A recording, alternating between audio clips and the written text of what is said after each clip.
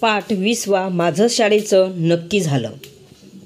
विषय मराठी, वर्ग 5वा, स्वाध्याय. प्रश्न पहिला. खालील प्रश्नांची एका वाक्यात उत्तरे लिहा.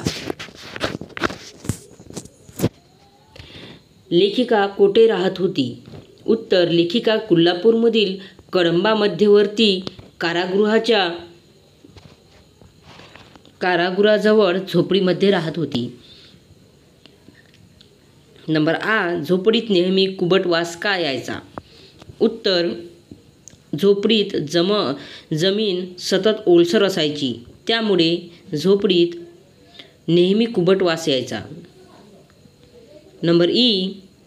लेखिकेचे आईबाबा कुठे जायची तयारी करत होते? उत्तर. लेखिकेचे आईबाबा बोरगावला पालावर जायची तयारी करत होते. प्रश्न 2. कोण कोणास म्हणाले ते लिहा. नंबर अ. किती दिस इथं बसून खायचं? उत्तर. असे आई दादाला म्हणाली. नंबर आ. चांगली शिकली तर कुठेतरी नोकरी करीत. उत्तर. असे दादा बाबांना म्हणाले. Number E. पोरांना जेवायला घालून शाळेत पाठव. उत्तर. असे दादा वहिनीला म्हणाले. Number E. मुलीचं पूर्ण नाव काय? उत्तर. असे बाईंनी वहिनीला विचारले. नंबर ऊ. तुमच्याजवळ ₹1.25 आहे का? उत्तर. असे वहिनीने लताक्काला विचारले. प्रश्न 3. खालील शब्दांमध्ये लपलेले शब्द शोधा. उदाहरण. झोपायला. झोपा, पाय, पाला, झोला. नंबर 1. आजकाल. उत्तर. आज, जल, काज, काल, आल. नंबर 2. घालताना. उत्तर. घाल, लता, ताना, नाल. नंबर 3. माझ्याजवळ. उत्तर. माझ्या, जव, वड, जमा, माड, माझं. नंबर 4. आठवण. उत्तर.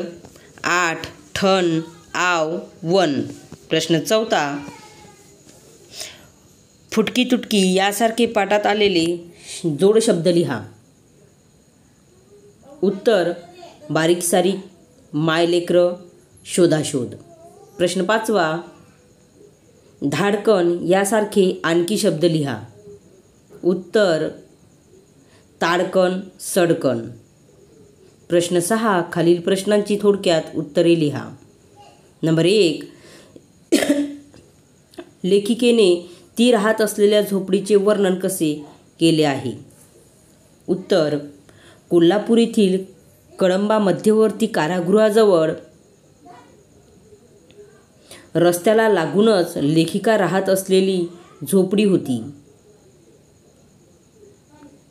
मातीच्या कच्च्या विटांनी बांधलेल्या भिंती व त्यादेखील पावसाचे पाणी मुरून पडण्याच्या बेतात होत्या. आतली जमीन सतत ओलसर असायची, त्यामुळे झोपडीत नेहमी कुबट वास येत होता.